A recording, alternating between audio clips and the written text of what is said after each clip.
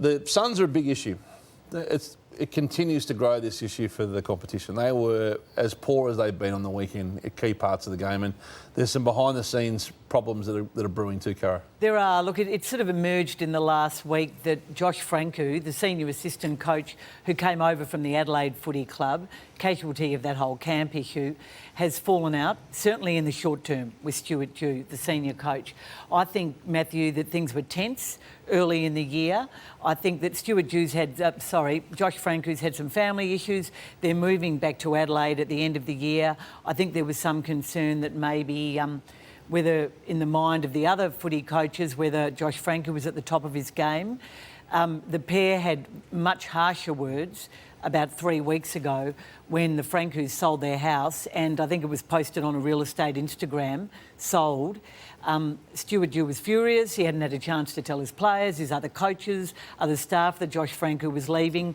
Now, this is the way it's been explained to me why the falling out has happened, but I think it goes a lot deeper than that, and I think it started earlier in the year. They were close, weren't they? Once upon a time. Yeah, they were. Well, they were teammates. And, Kane, you need everything going right, don't you, from the top down to have success, and just nothing seems to be changing. They start seasons well and they just capitulate as every week goes by. Yeah, so if it's Carlton or if it's St Kilda with the record, we put them on the agenda off the top because it's Gold Coast, we don't. But when they're a standalone game on a Saturday afternoon against Fremantle outside of the 8 with half their team missing and they served up what they served up, it puts everyone at notice just how much of an issue this is. Now, the club's on record via Mark Evans, about their salary cap issues and the fact that they've had to overpay just your ordinary B-grade players, A-grade money. I want to take a look at some of those players that are getting massive money. So Rory Atkins, 5-year deal. He was dropped on the weekend. Can't get a game in this side.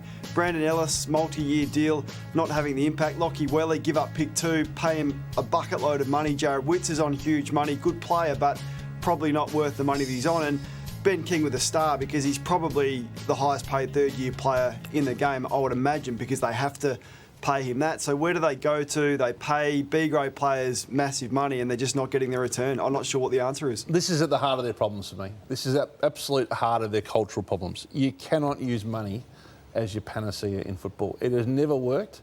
It never has, it never will. When you pay, those 3 players there are getting way over the odds money. Well, Atkins got dropped on the weekend. Yeah. Well has been... I'll ask you that. What else have they got? And that's the damning thing for them. They've got to learn to live and die by their own, because when you pay... I don't mean to sound disrespectful to those 3 players. When you pay not as good players as the others, that kind of money, it distorts the rest of the group.